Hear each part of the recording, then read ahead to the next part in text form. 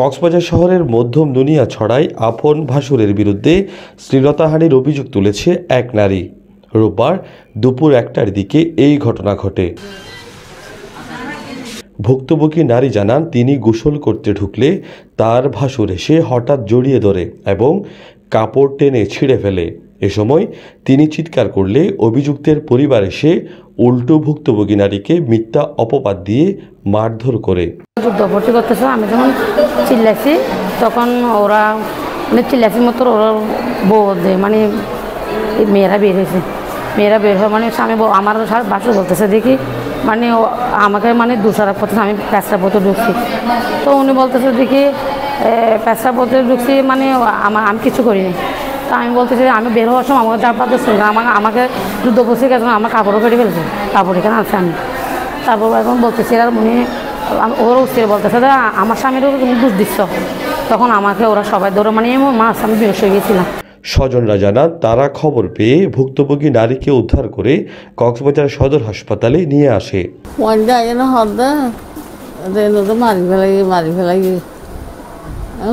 আরা বকুন আইলে আজ হলে সাইটি ফরি থেকে লাভ ফরি থেকে এবার ভানি টানি দিয়ে না উঠি আরা লইরা আগে 1 নম্বর হচ্ছে জাহাঙ্গীর, 2 নম্বর হচ্ছে শাহিন, 3 নম্বর হচ্ছে দিলদার, 4 নম্বর হচ্ছে রাফিয়া।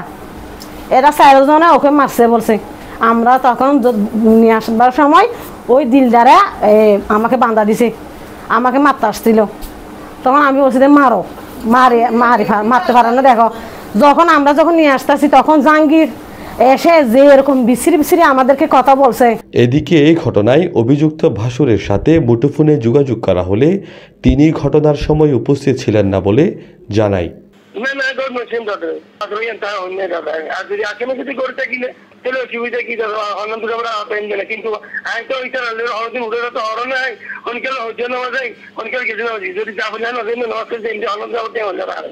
এই ঘটনায় 5 জনের নাম উল্লেখ করে কক্সবাজার সদর মডেল থানায় মামলা দায়ের করছে ভুক্তভোগী পরিবার।